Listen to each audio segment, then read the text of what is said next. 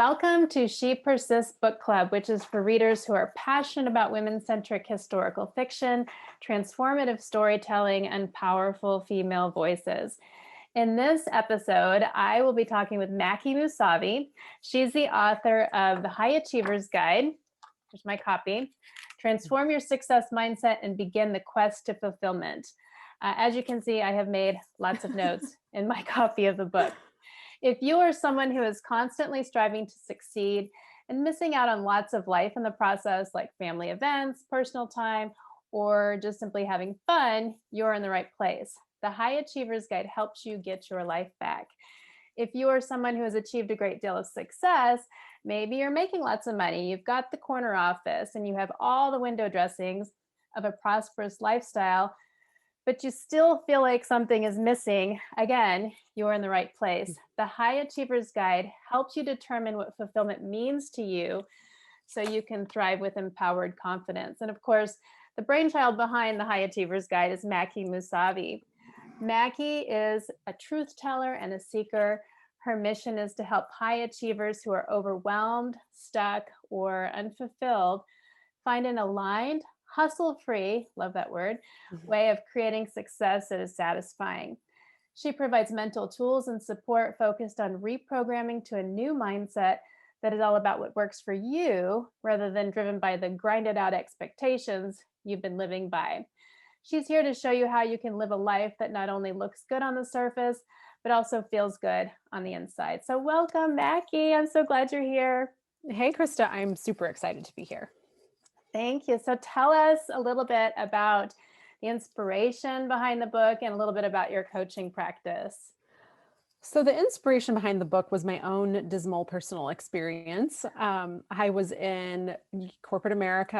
I had what looked like a great career from the outside. I had been at the same place for almost 13 years, but I just wasn't happy. I had risen through the ranks and been promoted regularly, and I knew that I was perceived as valuable in the organization, but it just wasn't working for me. And I bounced around a lot in the last few years before I finally left, trying to figure out what that meant about me. Was there something missing from me that I couldn't be happy with what I had created? No matter what I tried to do to change that feeling, I would always end up back in the same place. And I came to realize as I looked around at the people around me that we all kind of suffered from the same issues. Many of us were driven and ambitious and successful and had a lot going for us, but we weren't lit up or energized or excited about what we were doing. In fact, there was a lot of just obligation and grinding that was required to be in that space. When I finally did the inner work to get out of that, I realized I think there's a need for other people who are a lot like me, type A driven people, to figure out how to get out of their own heads and make decisions that move them forward instead of deciding like, well, I guess I'm just stuck here because this is just what it is. And the trade-off is that I'm getting paid well, or whatever material benefit you're getting can sometimes keep people in that space because they don't know what's wrong, how to change it, or what to do about it. And that's exactly what I help people with in my coaching practice as well. I have a lot of really awesome, talented, intelligent, driven people who have achieved a lot. And despite that, they're just not feeling it. Yeah, and there's a lot of, you almost feel guilty when you're in that place because it's like, well, I shouldn't be feeling badly because I have everything I ever thought I wanted. Yeah. And I love that you said that, because one of the things that has really surprised me is that I once made a social media post, something about you can be grateful and still want more. And it's interesting to me how many people come back to that post, just by looking at analytics and things like that, because I think you're exactly right.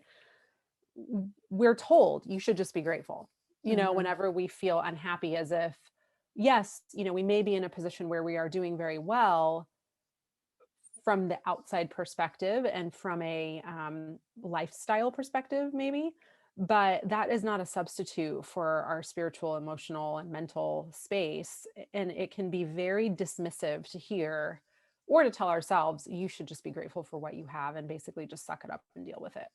Yeah. Yeah, I totally agree.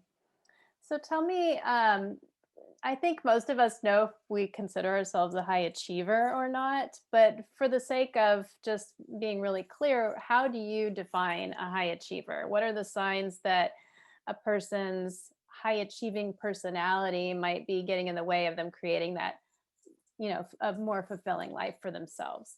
Yeah, well, I think, you kind of covered it a little bit just by describing, if you have achieved a lot of what you've set out to achieve and it still doesn't feel quite right, that's definitely a warning sign.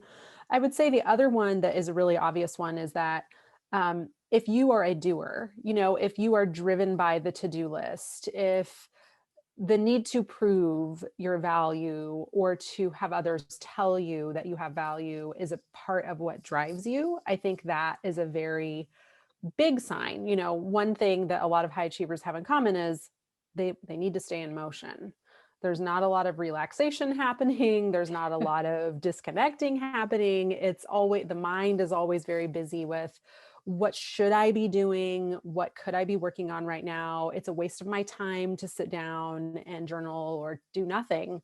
I'm supposed to be doing something, so Mm. that really that drive to just stay in motion, that can feel almost like you're crawling out of your skin if you don't do it, is definitely one that a lot of people in this my high achiever space, that's something they identify with. Yeah. Yeah, and I think what you say there is really interesting, especially for many of us who are writers. There's this idea that we need to be chosen in order to, by a publisher or, by a very large audience or whatever the case may be. Usually it's in the publishing realm, um, in order to feel a sense of success or that we've made it. And I'm sure it's same in the corporate world too. Yeah, absolutely. It goes back to that need for to be validated, Mhm. by other people and for other people to decide that you're good enough, Yeah, versus you knowing that you are and being unconcerned with the people who don't see it and knowing that the ones who do and will are out there. right. Great point. So, in your book, you talk a lot about limiting beliefs, and some people may not really understand what that means. So, if you would just kind of explain what that phrase means. Yeah, I think the best way to describe it is, we all have these voices in our head, right? I call it mental chatter, where if you decide you're going to do something, so let's say you want to write a book, whatever those first thoughts are that come into your mind are typically limiting beliefs. They might be things like, you can't pull that off, you don't have what it takes. Do you really think you could do that? Who do you think you are? It's basically your ego piping up with a bunch of stuff to try to keep you safe, try to keep you from taking a risk, to keep you from being rejected, to keep people from not, liking your work.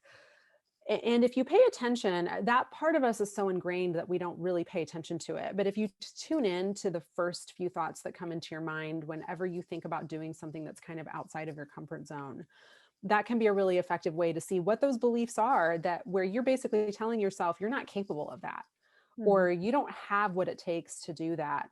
And those can be just on a loop in your head all the time without your conscious awareness until you make a decision to say, like, oh, let me tune into this for a minute. And then to be kind of almost, sometimes it's disturbing to see the extent to which chatter like that is kind of running through your mind. So whenever you have those beliefs, they can lead to lots of different things. Either you put off the thing that you really want to do. It may lead to, chronic procrastination. It really feeds into any fear that you might already have. And it's easier to stay where you are and not take a risk because the hope stays alive that at some point you will make a decision to move forward, versus moving forward, taking the risk of having it not go the way you want it to go, and then having to basically reassess. Yeah. And really, I mean, in many respects, just trying things, and even if you fail, I guess it's an opportunity to. I think so many of us as high achievers too look at failure as like the worst thing that could possibly happen instead of looking at it as an opportunity to reevaluate, reassess, and then try again. Yeah, and there's this, and I mean this with love, but there's a special snowflake quality to that line of thinking too, because, we wouldn't have most of what we have if people had decided a single failure or Right. not taking the risk wasn't worth it. We wouldn't have modern medicine. We wouldn't have the technology that we have. All of those things take lots of iterations of things that don't work in Hmm. order to say, okay, now I'm going to do it this way instead, and to keep tweaking and changing and seeing it as that, like you said, the opportunity to make the changes that will lead to a result that you're happy with. But there really isn't any such thing as failure. I always think of who's the guy that, and finally found out how to create the filament light bulb, Edison. Hmm. I think he did over 1,000 experiments Yeah. before he finally got it to where it worked. And just imagine, like, if he had given up after the first, I don't know, 100 times. It's just Yeah. not how we make it through and have our breakthrough moments. It's not even as satisfying as it would be if you had to try over and over again. If you just try something and it works, it's like, great, moving on. Like, what do I do next? Yeah, and for many, and I think like for me, I can't speak for everybody, but if it's which I rarely have those moments where it's like a quick, like, particularly if it's something I really, really want, it usually takes a long time to get there. And once you finally do, it's like it feels really gratifying. And whereas if it had just been like an overnight success, which I kind of question that term anyway, um, I don't know that we always appreciate those little wins. Oh, I absolutely agree. Yeah, absolutely. So, one of the things I really love about this book is how you really delve into relationships and how a lot of those kinds of things can influence our beliefs, kind of the cultural programming that maybe we experienced as children. Um, Maybe it's our socioeconomic status, the cultural or geographical influences that we grew up with, or even that we're surrounded by now. And even I think is fascinating is this whole idea of the ancestral expectations that have been wired into our DNA over time. I just find that really fascinating. I'm curious about how that programming can influence our beliefs when it comes to creating the life that we want, and how you came to terms with that in your own life, because I really think you tell a fascinating story in your book about how you yourself went through some of that. Yeah, I just think sometimes people don't necessarily appreciate to the full extent how much we take on what we learn through our lives, into adulthood. And it's so multifaceted, right? So I guess I can share just a little bit about me and my experience to kind of illustrate that. So I was born in a small college town. I was born in Manhattan, Kansas, and um, that it's not rural, but it's basically on the edge of a lot of rural communities. And if you wanted to go shopping or have an experience, like, you drove a couple hours and you went to Kansas City, and you had an experience. So it had a very academic flavor to it. It was actually quite diverse for a small town in Kansas because of the university influence. But my parents were immigrants, so my parents came over here, and didn't. My mom didn't even know how to speak English when she came to this country, and they established a life in this small town.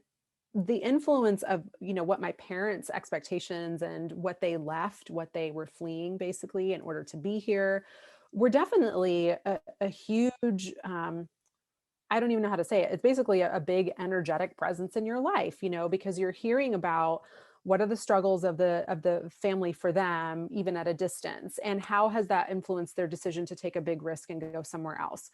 How is being new in a different country, treating them? What's that experience like? For me, it meant we lived in a lower middle income neighborhood. There were lots of other kids who were similar to me. We had immigrant parents. Or a lot of my friends had divorced parents. Their parents were single, and we didn't have a lot of money for a lot of cool stuff. Like, we didn't get to be the cool kids. We basically just got what we got, and we were fine with it. There was enough of us that we were like, well, Mhm. everybody around me is like me, right? But as you get older, that influence and the expectations, what are the cultural expectations of my parents around what it looks like to be successful? Well, there was heavy influence on things like science Mhm. and higher education. Like, it really common to expect people to go all the way through graduate school. Very common to expect that you get good grades and do those kinds of things. difficult because when it came to some of my friendship circles, there were certain things that I was not allowed to do. I didn't have permission to just go to the movies, go on a date, do the things that were like normal childhood experiences for people because they were foreign to my parents. They weren't comfortable with that, you know? So Mhm. there was just so many influences from that. Then there was the influence of like, what is the culture that I'm growing up in? And how is this all melding together along with that experience of whether money was present or not?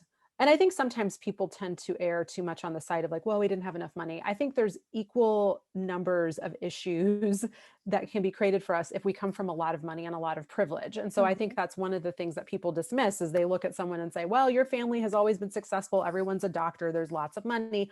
Well, does that mean that if you don't go on to become a doctor that you haven't measured up? What are those expectations? The weight of expectation can be on you whether you were privileged or not, Mm, basically. great point.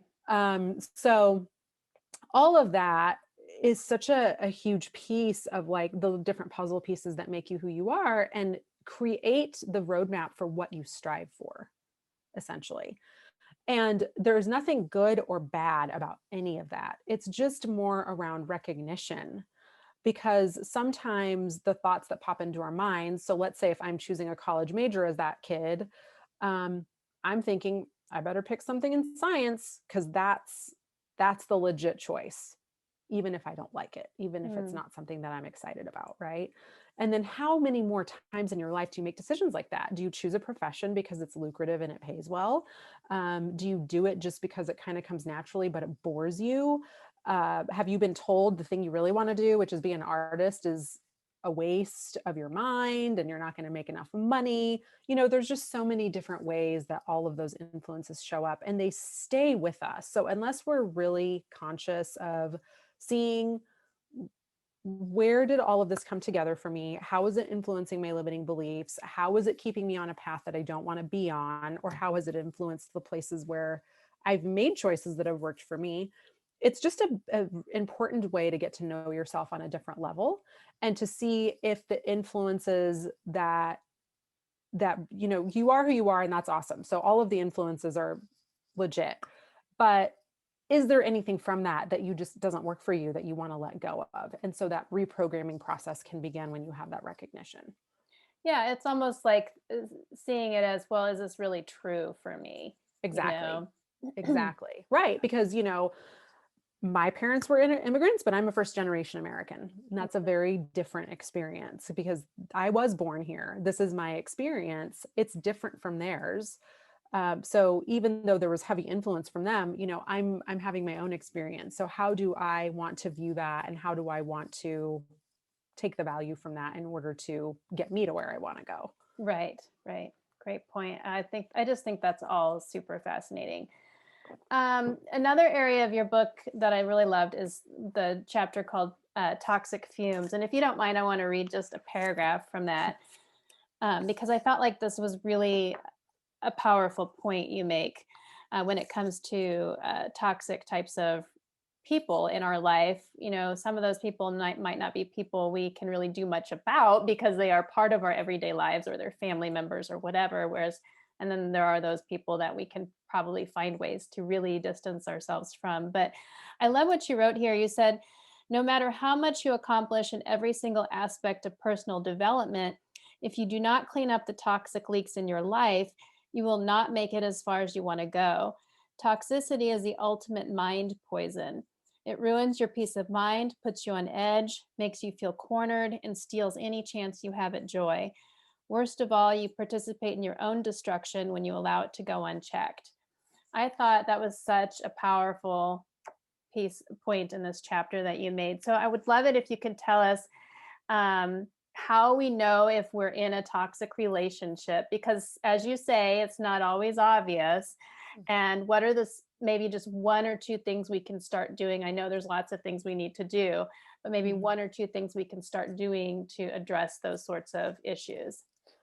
Yes, absolutely. You know, I think one of the things that when it comes to toxic relationships that's very difficult is it's sometimes difficult for us when we're in it to describe it to someone else in a way that sounds as heavy as it really is, right? Because it might be, well, this person's calling me all the time, or they're always asking me to do stuff. And it's like, to someone else, that might just be like, well, just stop, don't answer the phone, just stop, right? There's not like a deeper understanding of the weird energy of that kind of a relationship and the weight of expectation and the dynamic that has been set up.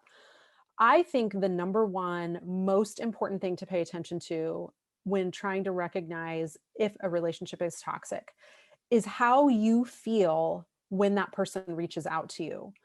When the phone rings and you see that it's them, go straight into your mind and go, how does this make me feel? If you have a reaction, you're like, oh, as soon as you see their name on the caller ID, or they text you and your first thought is, what now?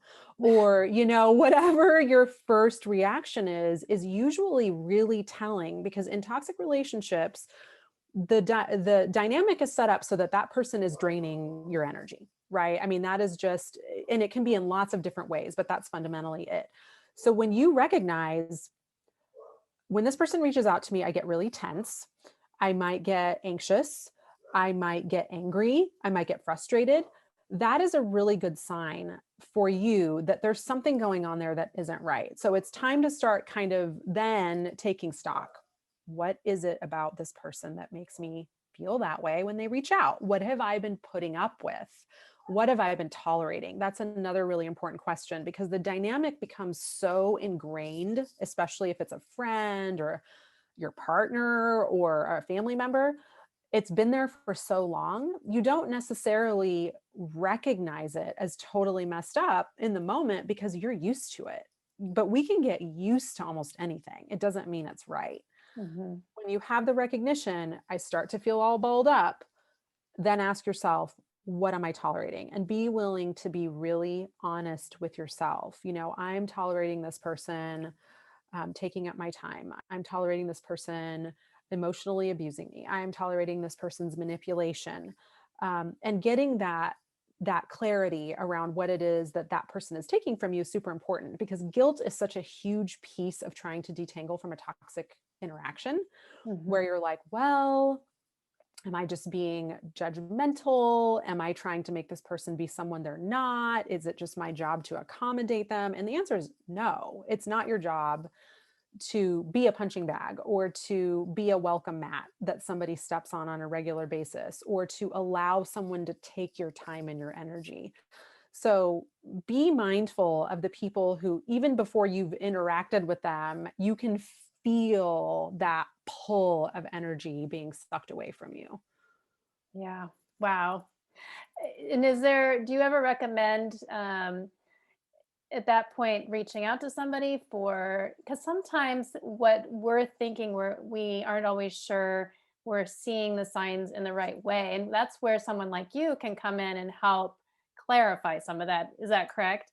Yeah, absolutely. Absolutely. And you're right. I think because it is such a normal part of some people's lives, they grow up with people who have those personality types. And that's the other point of this. If you have a close relationship that's toxic, I guarantee you have more than one, Mm, because people who are toxic understand and recognize a target. So even, if you're a really nice person and you're a people pleaser and you've got a toxic relationship, another toxic person who wants to be able to manipulate you can tell that you will allow them to do that to you. And that's why it's so important to clean it up. Because if you have a toxic relationship in your household, you probably have at least one in your workplace. And it may not always be at the same time, but you can sort of feel like, I feel like people like this keep befriending me, or I keep having the same experience over and over again. And I think it's really beneficial to either talk to somebody else who has recognized a toxic relationship in their own life to validate your own experience. Or in my case, I know I'm not like necessarily, I don't think every coach out there likes to delve into toxic relationships. It happens to be an area I'm passionate about because of my own personal experience. mhm. But therapy, please, there is nothing wrong with getting somebody else's help. And these are very complicated issues, very difficult to set boundaries and dynamics that have already been established, but so incredibly important. And I think one of the things that people rush to is, well, I'm not ready to cut this person off, right? And so then they Right. just decide, well, then there's nothing I can do. It just means I have to stay in this space. Not true. There are baby steps you can take, and it's important to take them because you are also learning how to set a boundary and to stand by it and to start to shift the dynamic in the relationship. So it's much better to identify small ways that you can commit to staying on track with. Mm-hmm. And I'm never speaking to this person again when you know it's highly unlikely that you would be able to stick with that. And when that person comes back around to try to pull you back in and you get pulled back in, well, you basically are starting over again, because as soon as they see that you don't mean it, you're back to where you began. Yeah, it's almost like learning to reframe how you react to those types of people, and then deciding, whether they deserve a close place in your life. Yeah. And one of the things, and I don't know, I don't want to like roll over anything you wanted to say about this, but one thing that I think it can be very helpful to take a look at with toxic people is um, when we're in the relationship, it feels very, very heavy and very challenging. Sometimes it can be helpful to zoom out a little bit and see that this person that you're dealing with is that person to everyone they deal with, Great right? point. Hmm. So in some weird ways, it's not personal.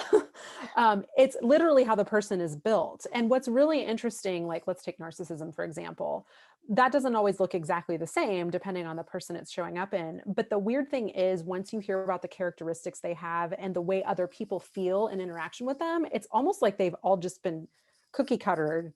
They've all been cut out of the same mold, basically. And it can be helpful to see it like, you are actually incapable of a conversation that tries to use logic and accountability, because it's not how you're built. And Hmm. I think a lot of people who are not toxic try to use their non-toxic way of relating to people to influence toxic people. And I will tell you right now, that does not work, because they're in the business of manipulation and you are not. So it's super important to understand that you cannot fight from your place of non-toxicity with somebody who is very toxic. And so you have to have a different tool set and a different recognition of what's driving you in order to effectively manage that. Yeah, and acknowledging that this person is not going to change, and I have to Exactly. accept that this is the way they're going to behave. Yeah. Basically. And here's my limit. Mhm. These are the lines that I'm drawing, whether it's I'm good, we don't need to be friends anymore, or it's these certain behaviors I will not tolerate from you. And you kind of make the stepwise progression towards bigger boundaries over time if that's what you need to do. But to Mhm. be very mindful of like, here's what doesn't work for me. Yeah, yeah, that's great advice. So let's kind of turn a little bit to the whole world of entrepreneurship. One of the things you dive into is kind of this idea of the anti-hustle. And I know in my world and in many entrepreneurs' world, we're constantly hearing the word hustle. We're bombarded with it through emails, excuse me, thought leaders. Um, it's always this idea of, if we want our dreams to come true, we just have to work a little harder. We have to double down on our weaknesses. You address this, you talk about this in your book. Can you explain what the traps are around these common strategies to achieving success? Yeah. Speaking of manipulative, I think that there's a lot of manipulative messaging out there that takes your already, the tendencies you already have to want to prove yourself and to want to be recognized as valuable, and to say, if you haven't achieved that, it's just because you're not working hard enough or you don't want it badly enough. So here's the way that you do that. And I think the underlying manipulation to me is this, it's just profitable to tell people that you have the answer to the formula for Mm-hmm. somebody else's success. And it's just not true. This idea that we should work on our weaknesses is something that I think is a really unfortunate part of our success culture, when the reality is, if we focus on what we're good at, we can be at much more ease with what we're trying to accomplish. If what you're good at is writing and you want to write a book, awesome. It may feel like you procrastinate and put things off more because of your own limiting beliefs rather than your actual talents and abilities. There are ways to overcome that. If it's taken you longer than you wanted, it doesn't mean that you've necessarily done something wrong, or that you don't have what it takes, or that you need to go take this whole course on how to stay accountable. Sometimes those things can be helpful. But this idea that the answer is always to do more is Mhm. actually really harmful. It's much more helpful to look at what you need to stop doing in a lot of cases, which is comparing yourself to anybody else's timeline, anyone else's process, always treating what other people share and teach as an opportunity to experiment. I know I have definitely, and I know we're going to talk about this later, have read some writers who suggested things that I found very, very helpful.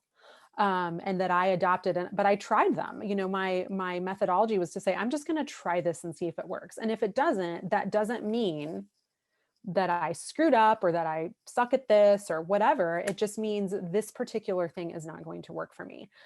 And the idea that you should be depleted or feel like you have to struggle or somehow, again, prove that you want it badly enough by being in the hustle is all very counterproductive, because most of us, the end goal to our pursuit is to feel a certain way, right? Like if you write a book, it's awesome when you're done, right? Even if Mhm. you're like, I don't know how many people are going to read this.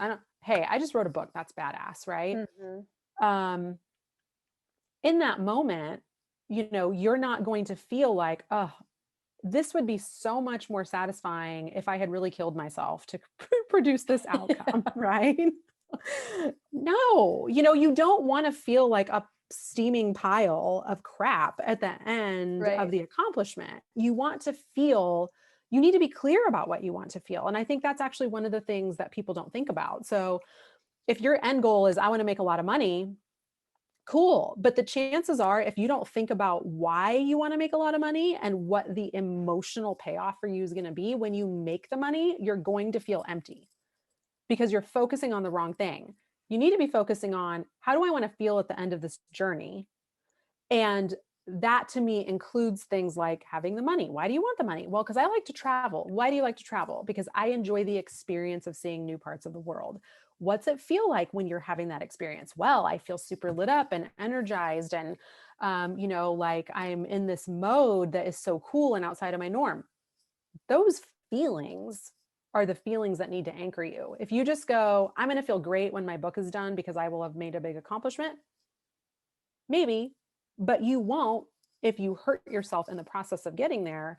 And you have to be clear about what your intention is in the accomplishment. Mhm. If you aren't, then hustling for the sake of hustle and to have a box that you can check to say that you did something will not be satisfying. And that is the trap of our success culture. It's that you think if you hustle hard enough and you achieve the thing, great, you're going to feel really good. It does not work that way. Yeah, you end up just saying, okay, now what's next? What's next? What's next? But you Exactly. make such a great point, because even if, if you're, let's take continue with the book writing example, when you're in the middle of writing a book, you're going to come to those moments where it's like, I don't know if I can keep doing this. And I have to remember what my why, what my purpose is, and Right. remember that feeling. So I think that's such a valuable takeaway for anyone getting ready to embark on a big project that is going to take a lot of time, energy, tears. I mean, because it can be a super exciting thing to do, but there are going to be moments when you're like, what was I thinking getting into this project? Absolutely. And then hanging on to the idea of all the things you want to feel when it's done. And I think understanding what is underneath that layer of accomplishment, because yeah, we want to feel that accomplishment, but what does that really embody? And I love how you really articulate that, Mackie. Um, so I want to talk a little bit about this whole idea of burnout and learning to relax. I think that's a good segue into that whole idea, because I think we hear about burnout all the time now, and it is truly a real risk. And talk about killing yourself to achieve an Hmm. accomplishment. That's really what how it can happen. You just start to feel too sick Hmm. to even enjoy the things that you are accomplishing. So I would love to hear what some of your relaxation rituals are, and why you think these practices are really important to creating a desirable life for yourself? Yeah. So I have to say, one of the things I think is really funny, because this happens with my clients all the time, is this is a trait that most high achievers share in common. Like, I don't know how to chill, I don't know how to relax, Hmm. I feel like I need to be doing something. Um, when I set out to do it, I was that person.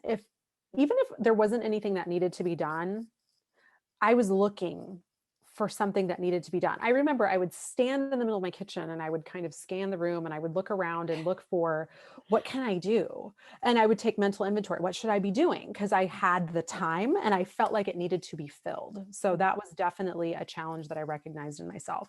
I would look at my husband and I would get so pissed at him because he would just be sitting on the couch watching, he'd just chilling, like really able to turn it off. And I was like, dude, I don't even know how you do that. Like, Yeah.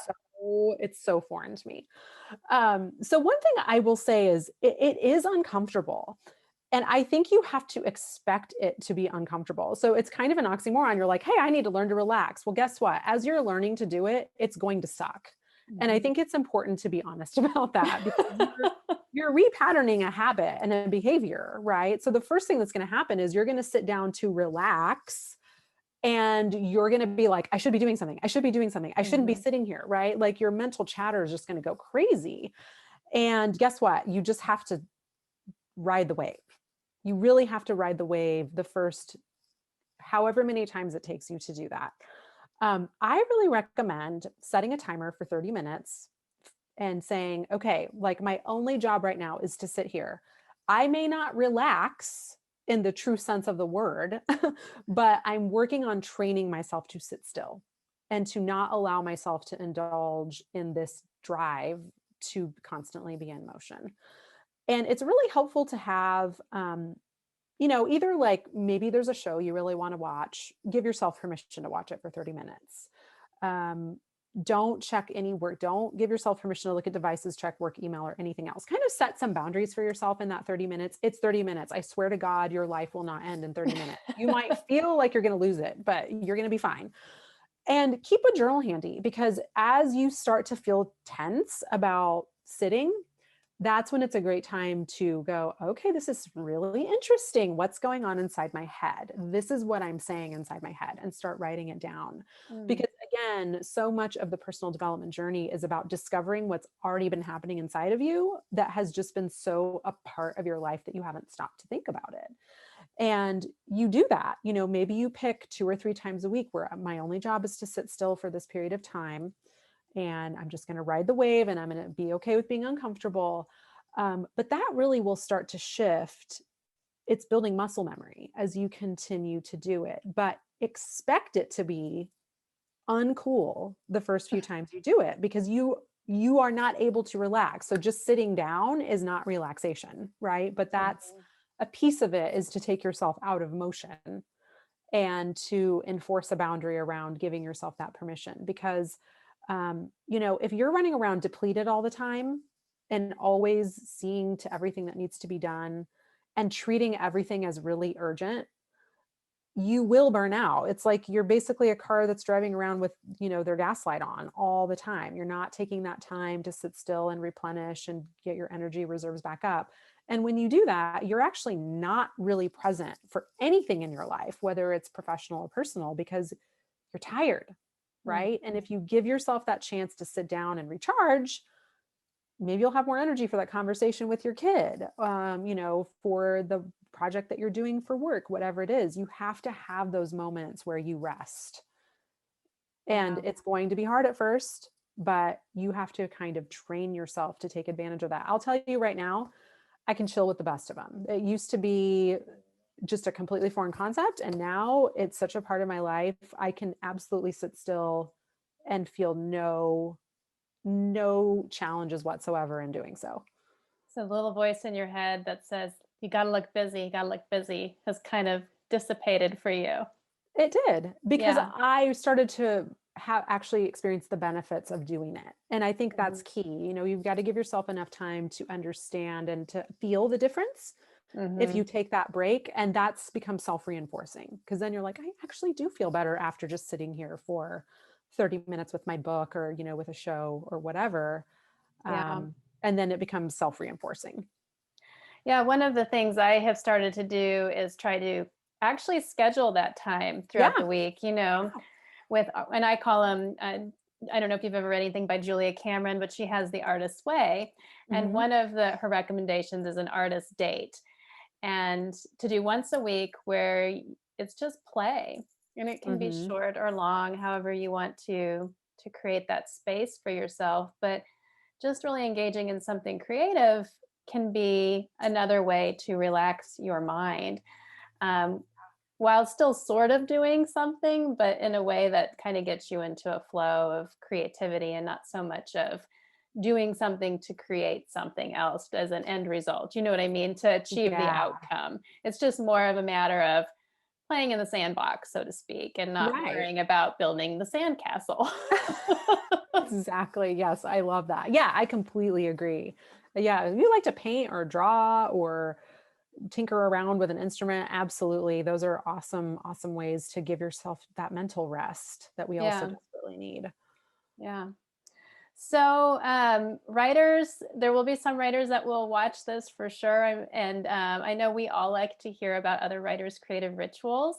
So, why don't you tell us a little bit about your writing practice and what gets you into the flow when you're sitting down to write? Yeah. So for me, I think my favorite book on the topic of writing, well, there's two, is On Writing by Stephen King, which I think Mm, is amazing, and then yes. actually The War of Art, which by Stephen Pressfield, Mm, which is also amazing. Um, and I love this idea that I think that the mistake that a lot of people make is needing to feel motivated, mhm. because motivation is such a fleeting thing. It's so much more important to be committed to whatever, the book, finishing a chapter, whatever it might be. And for me, when I know, like when I was writing my book, for instance, I knew I just need to schedule the time so that it's the first thing I do in my day Mhm. when I get started with my workday. And I'm going to block this much time, but really my goal is this many words. And so I would sit down and I would say, all right, we're going to do this today. We're going to do this many words, but if I go past this time, it's okay to give myself a break and walk away and whatever. And that was super effective for me because I know for me, one of my big challenges is just starting. Mhm. And so if I don't have that mental framework of you're sitting here for an hour and a half, like that's what you're doing. And so you might as well write. And to be okay with whatever comes out. I think that's another thing that's important for me. Like my perfectionist tendencies and the fact that I have a background in science sometimes, because I did a ton of writing in graduate school for a science, which is a very different thing than communicating with someone.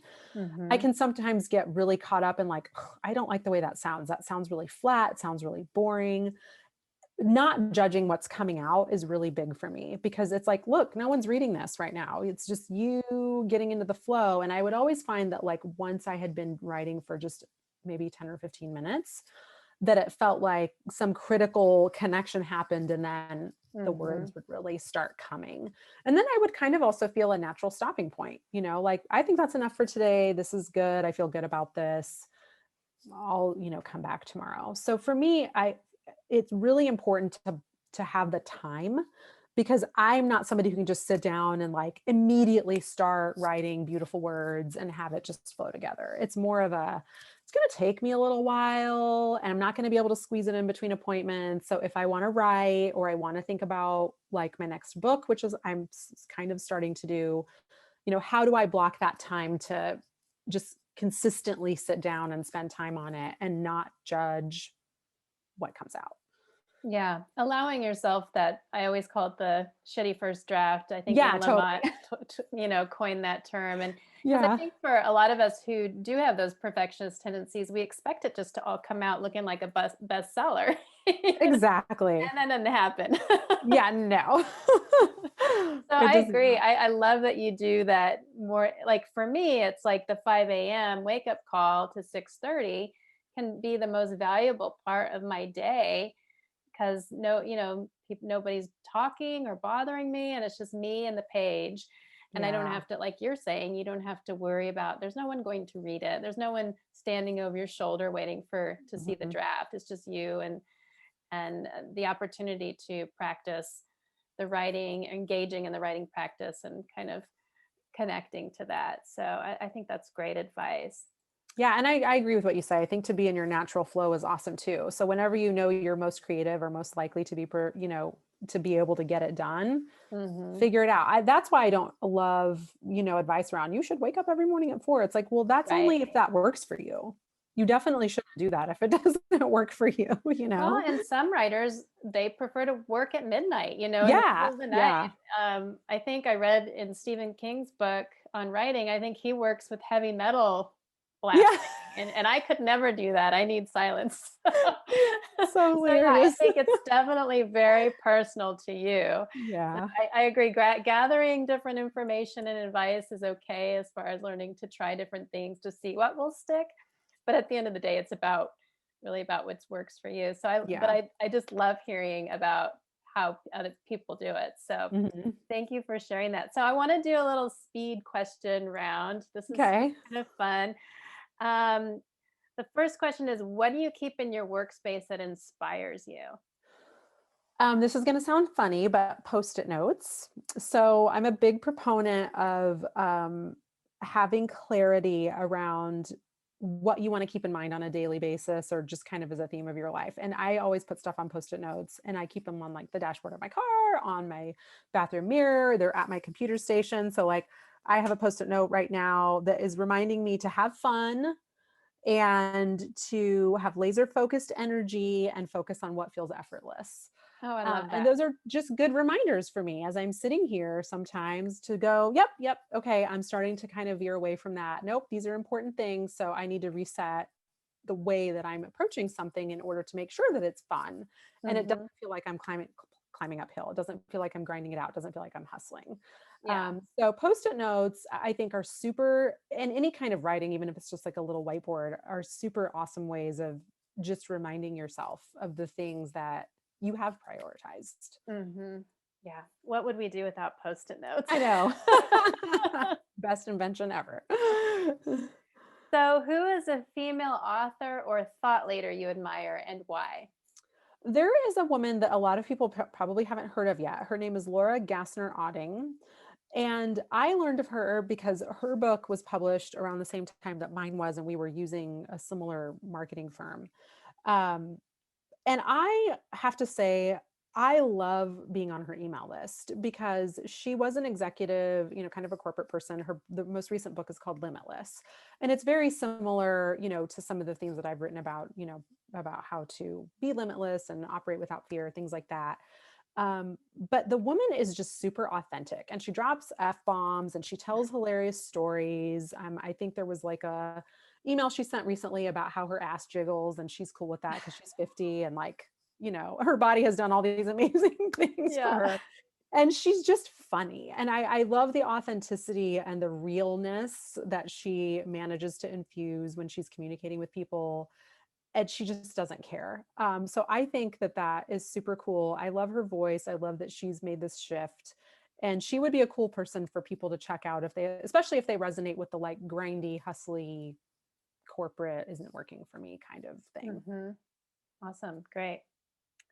So I'm stealing this from Brene Brown. She's one of my favorite podcasters, and one Mhm. of my favorite questions that she asks on her show to her guests is what's a recent show you binged on and loved? And I'd love to hear what you have to say about that. Yeah. So the funny story to that is that Friday I got my second vaccine, and Yay. Saturday I was sick. So Oh. I retreated to my room and I was like, what am I going to watch on Netflix? Hmm. And I found this show called The Sinner. And I'd never heard of it before. It's produced by Jessica Biel. And I thought, well, let me just check out the first season. And I could not stop watching it. It is Really? so good. It is, for anyone who may have watched True Detective on HBO, it's very similar. So there's kind of like a mystery, some crime that's been committed.